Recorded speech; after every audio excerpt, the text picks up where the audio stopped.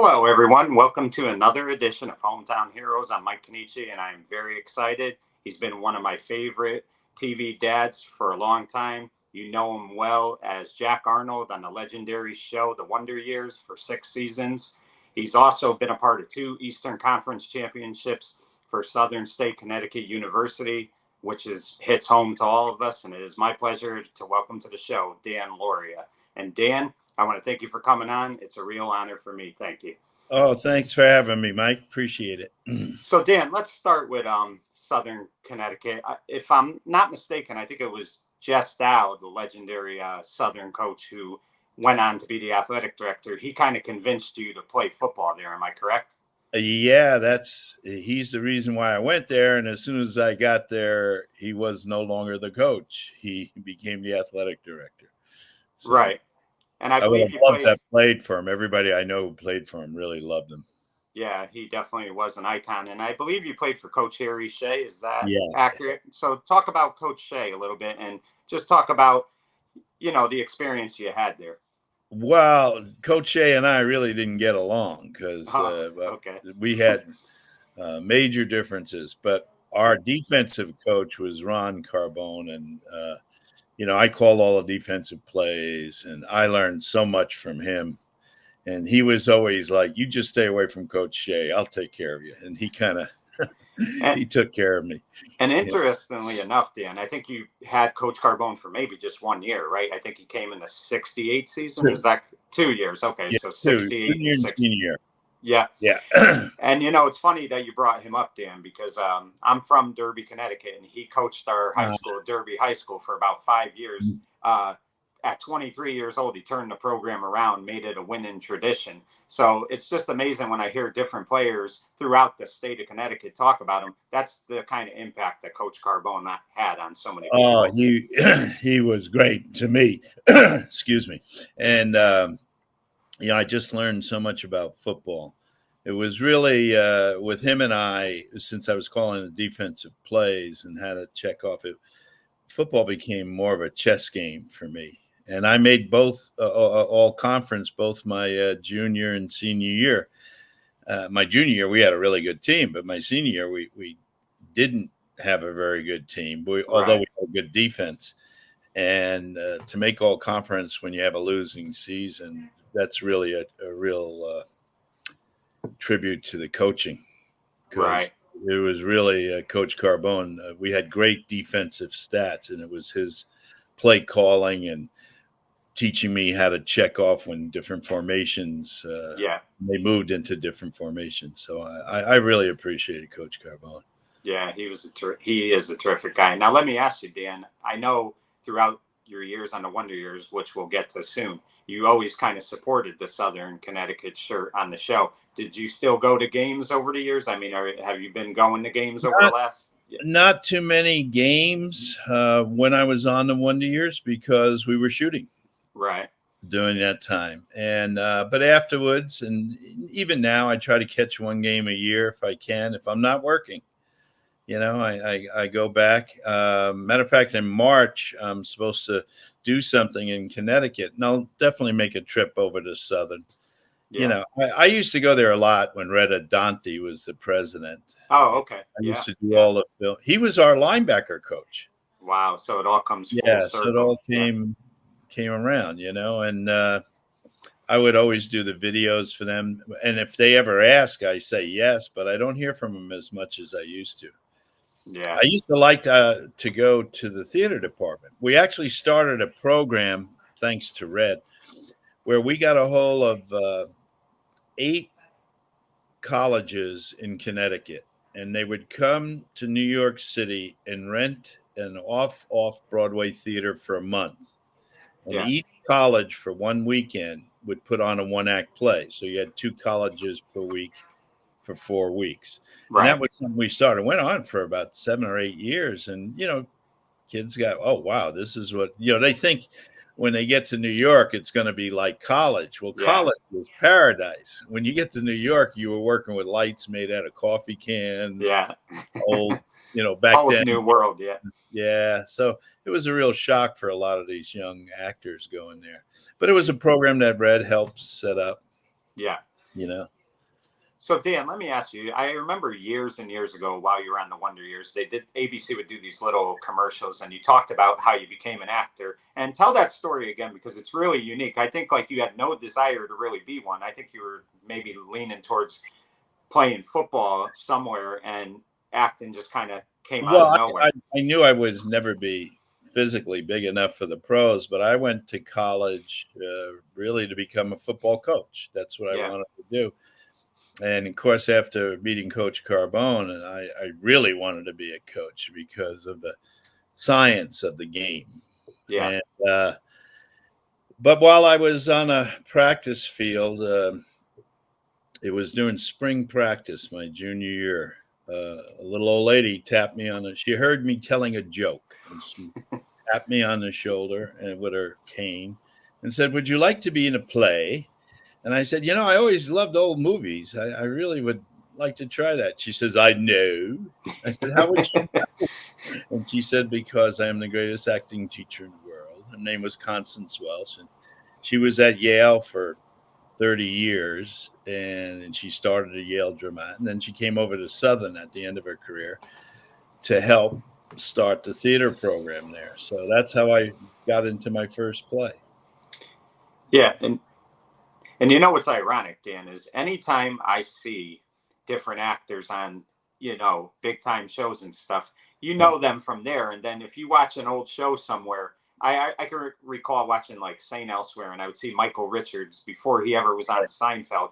So, like, what did you do before the Wonder Years part came about? Like, were you like a guest star on a lot of TV shows? Did you do films? I mean, how did Well, it? I was very lucky with that. I did a lot of theater in New York, not Broadway, but off Broadway and off Broadway.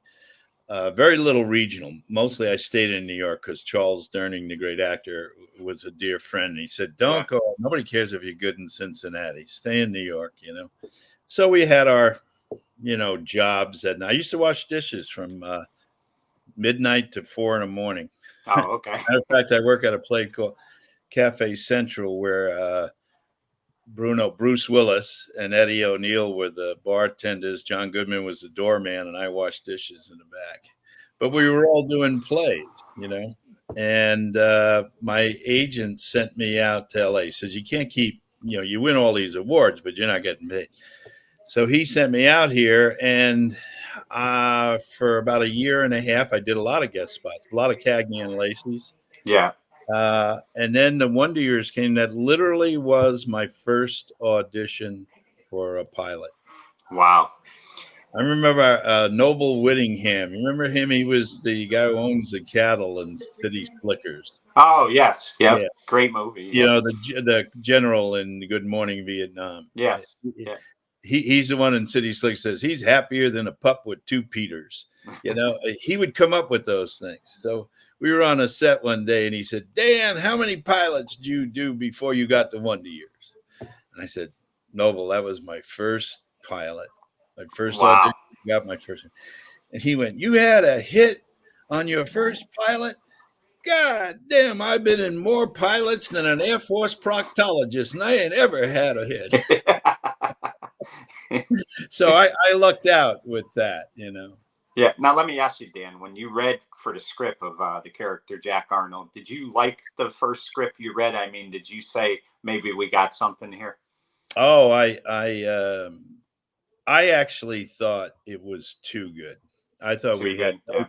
chance to make it in TV because it wasn't the standard two lines joke. They didn't know what to call it, a drama or a comedy. So I think it was the first time I heard the word dramedy. Yes. Yeah. And so I thought it was too good. Allie Mills, want to play my wife. She said, no, Dan, we got a hit. We got a hit. She knew from line one. Yeah. And I didn't disagree with her about how good it was. I just thought, TV is pretty schlocky, most of TV. So Yeah.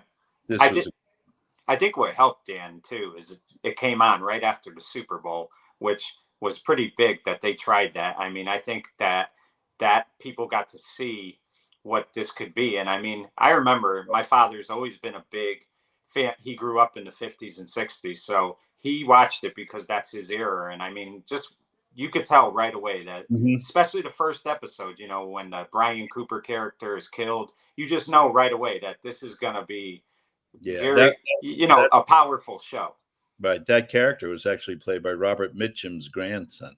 Oh, really? Now, see, I didn't Yeah, even know that. Wow. yeah. Yeah, and I mean, he was only at. I mean, he guest starred in flashbacks a couple of times, but really, he was on that one episode, and he played Mhm. such an important part to that series. Yeah. Yeah, no, it was good from, day one, and, they actually changed the rules for the Emmys because of our show. We won Best Show after only having 6 episodes on Yeah, the and now you have to have at least 12 on the air before you're eligible for that yeah, award. and that says a lot about the writing, directing, and cast that you guys won an Emmy after only 6 episodes. That's Yeah, that's unheard of.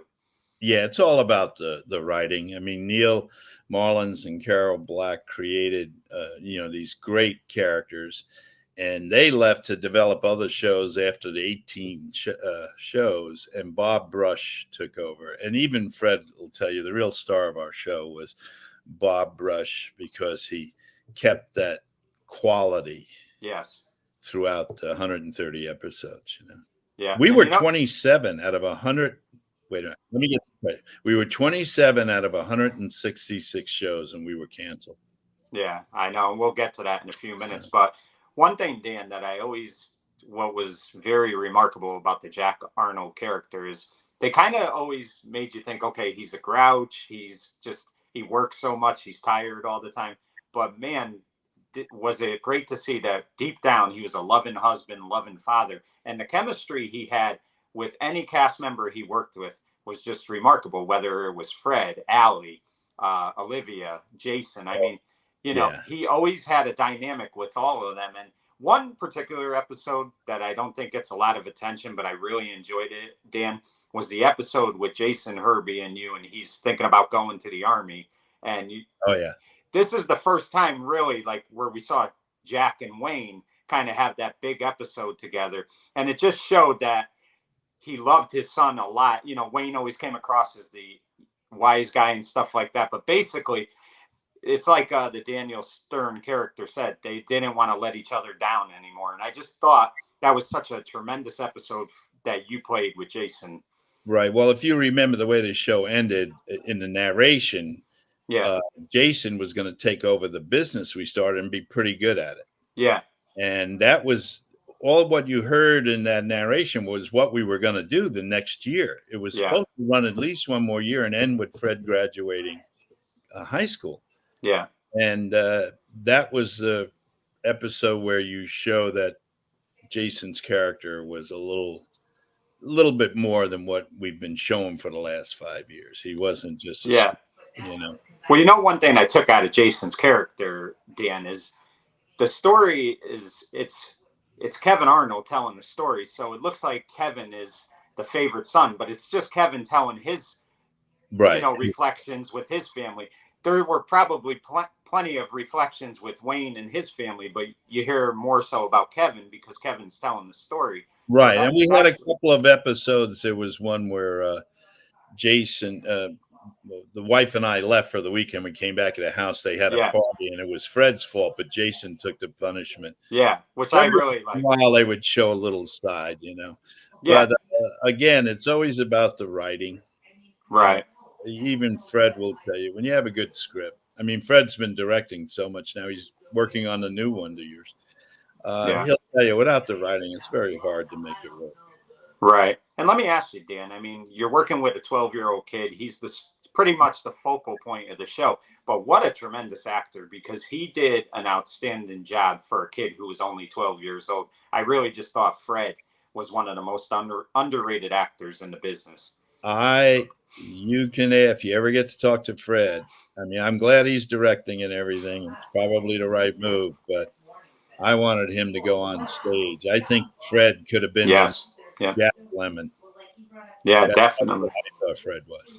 You know, another episode I really liked a lot too, Dan, was the episode called Hero. It starts off with a basketball player, Bobby. Oh yeah, Yeah. And Kevin is just in love with this basketball player. Like he just Yeah. idolizes him, and he's going to all the games. And Jack's kind of giving him a hard time about getting his schoolwork done, being responsible, stuff like that. And what really was so remarkable about it and so very moving about the episode is he takes Kevin to the diner after the game. Kevin feels like his dad's trying to rub it in that he called that loss. He had told them they're gonna double team him and Yeah, get I beat. warned them at halftime that they Yeah, got to change, you know. yeah, and I'll never forget.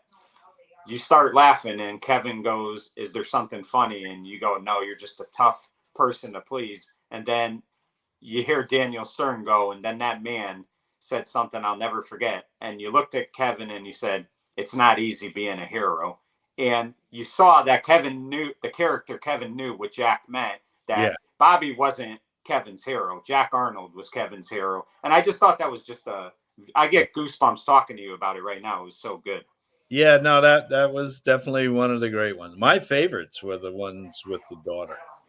Yeah, and I was going to bring that up. Yeah. Yeah. You know, the one episode with the obviously the 18th birthday where you give her that was a tremendous one. And I love the one when it's your birthday, it's Jack's birthday, and he's kind of fighting with her and her fiance at the restaurant. Oh, And you then, froze on me. yeah, can you hear me now? Can you hear me? Yeah, you went Yeah. in and out for a second. Yeah, sorry. And I was talking about when the Jack Arnold, the family goes to the restaurant for Jack's birthday, and he kind of Yeah. gets mad at Karen and uh, her fiance, and then later on, Karen comes back to the house, and you just Kevin's watching them kind of interact with each other, and then she just says, "Happy birthday, Dad! I love you." That was a great episode as well. Oh yeah, yeah. We no again, it's the writing. Yeah. You know, I mean, no actor likes to hang his hat on one hook, but if my hook is the Wonder Years, well, that's a pretty classy one. Yeah. And you know what bothers me, Dan, and I've heard this story over the years, not sure how true it is, but I always heard that that final episode in season 6 was done out of necessity, that you guys had planned to come back for a 7th season. Oh, we were Yeah. shocked. And I know you weren't too happy with the ABC No, we crew. were. It wasn't ABC. Okay. Even Bob Iger, who had just left, said who was our real champion, great guy. Yeah. Uh, even Bob told me that even if he stayed, he couldn't say that. It was Ronald Perlman, the man who owned Revlon. He's the one who screwed everybody. Yeah. I can Because tell you right now, if he and I are ever in a room together, only one of us is coming out. I wouldn't bet on it. yeah, and what I always heard was the episode was going to revolve around Kevin trying to get in college, Jack and Norma taking that vacation they always wanted, and then they were going to find out that Jack had passed away. Was that always the plan for that season? Yes, because Neil Marlin's dad died very young while they were playing tennis. Yeah. So the end of the Wonder Years were going to be Jack had the heart attack, which they mentioned in the narration, but you were supposed to see all that. Yeah. Yeah. And I could picture how Daniel Stern would have said it. He would have said something like that man that was like Superman. Oh, yeah. You know, he would have had a powerful thing. Oh, Danny was not only a great narrator, he directed about I'd say a quarter of our episodes. Well, maybe not that much, but about 20%. He was phenomenal, and it was just a great show. And that's always the one damper is that it didn't get that 7th season. The fans got screwed, and so did the cast. Yeah. I'll never forget Bob Rush's face. He just broke down in tears. Yeah. He could not believe we were canceled. Yeah, it was just terrible. None of us could. Yeah, I mean, it was shocking to me because if I remember correctly, the Wonder Years was winning its time slot every Wednesday night. Well, when we opened on Tuesday night, we were the number one show for about a year and a half. Yeah. And then they moved us to Wednesday, and we would always be in the top 25. Yes. You know, but I don't know why they even bothered to move us. I guess they thought we were so strong we could start another night for ABC. You know, execs think that way. Yeah. So, but we were never. I don't think we were ever in the 30s. No, not that I remember. There were only 3 networks back then. The 4th one just came in, And like I said, the last year we were on, there were 166 shows, and we were 27, and we were canceled. Yeah. And there were other shows, even great shows. Let me give you an example. St. Elsewhere. Yes. They never had good ratings, but their sponsors were Cadillac and IBM, and they said our sponsors want this show because people who buy their product watch this show. So they were in the 70s most of the time. Yeah. Hill Street Blues too. They were never a ratings winner No, either. they were not ratings like we were. Plus, we had every year had won that Peabody Award for education.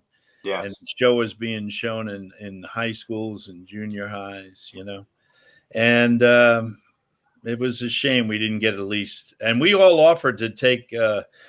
I've never seen this in 45 years in the business. Even the Teamsters said, we will not take our bump for next year if you do 12 more episodes. We just wanted to give Bob and the writers enough time more so they could wrap it up the way they wanted to. As actors, we went in and said, look, we're due a bump, but if you come back, we'll just take what we're getting now. Everybody was willing to do what they had to do. Yeah. And of course, it doesn't matter. It was really, a tough one. One show that you guest starred on for a handful of episodes, Dan, that I really enjoyed you on was Party of Five. I lost you, Mike. Yeah, are you there? I see you, Mike. I lost you. You're going in and out. You froze up. Yeah, you froze too. I see you now, though. But can you hear me? Yeah. Yeah. But you were on a show called Party of Five for a handful of episodes as a wrestling coach. Yeah, Ken Topolsky, the producer of that show, was producer of the Wonder Years. So he brought me on. I was Wolf's wrestling coach. Yeah, and there was a great, like I said, you've always delivered powerful speeches. And I remember Scott Wolf's character no-showed for the wrestling meet. And you said to him, I was offered a pension for being at the school for 15 years. And, I'm thinking to myself, I have everything I want. But you know what? The one thing I never had was a championship. In 15 years, I didn't have one. And I was finally going to get that because we had that ace in the hole. And that was just a great episode. You your character makes his character feel very low, but he had to teach him that you don't just let the team down. Right. And I think the most interesting about that was Ken being a very good producer. He brought a number of writers from the Wonder Years over to Party of Five. Yeah, and that was a very underrated it's all about the writing. Yeah, it definitely is. So, Dan, talk to me a little bit about The Bronx is Burning. I enjoyed you in that. You were kind of the lead detective on trying to get the son of Sam on that movie. Talk about that a little bit. Well, it was a story that people know both sides of that story, but didn't realize they were happening at the same time. This is when the Yankees were going crazy with Billy Martin and Reggie Jackson and all the fighting, and they won everything. But at the same time, it was, a crazy lunatic running around Brooklyn killing people. Yeah. And the dichotomy between the two stories.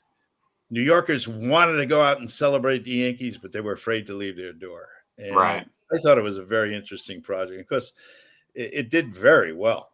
Yeah. It did very well. And I think in the long run, it really encouraged ESPN to produce other things. Yes. They realized they had, but the history where it's going right now, every network that's on, and there's a million networks, each one of them will eventually have original material. If you have the shopping network, sooner or later, there'll be a sitcom about shopping. Or they'll have a dramatic show about buyers like the Gucci's and stuff like that. So every network, every sports network will eventually have an original programming because they have a built-in audience. Yes. Yeah. And that's so big. They don't have to worry about, putting it in a movie theater. I don't know what's going to happen with movie theaters. I would imagine the streaming services will buy them up and open their shows, but they won't run more than a week or two. Because everything will be on I just saw a thing about the new houses that'll be built within the next 10 years. You'll have a living room where an entire wall is green. Right. So, I'm old. I can't. It's just too crazy. It's a whole new world, let me tell you. Yeah. But Dan, talk to me now about Lombardi, because you did that in the theater, which you did theater with Lombardi, and I mean, just so Oh, I got to I go pretty soon, though. Yeah. yeah. I, So talk to me about that. yeah, no, Lombardi was. I knew Tom Cale and Lin-Manuel Miranda before In the Heights, Yeah, and I've supported them. And so when Lombardi came, they didn't want me because I wasn't a movie star. But Tommy Cale said he wouldn't direct it unless I was in it, and I went in and read the entire script with none of the actors which ended up in a play, and the writer Eric Simonson and Dave Marinis, who wrote the book When Pride Still Mattered. We said they want him. yeah, So Tommy, the producer, said, well, how do we sell it to the NFL? So Tommy said, let's have a reading for the NFL. And we had another reading, again, without the original cast. yeah. And, Roger Goodell said, if he doesn't play Lombardi, we're not getting behind this. And that had to be a thrill for you to play that character. Oh, yeah, because being an old jock. But my major contribution was, and Tommy will tell you, I suggested Judith Light. And Yeah, she's the reason why we ran so long. I mean, it was easy to get those couch potatoes off. Never went to a play, but were football fans to come see Lombardi. But it yeah, was their wives that were leaving and calling their friends saying, you're going to love it. The women are going to love this play, and you can get your husband to take you. So it was every night we heard women in the audience going, you're just like that. You're just like that. So, but it was Judith who, and we had a great cast, and Tommy's direction.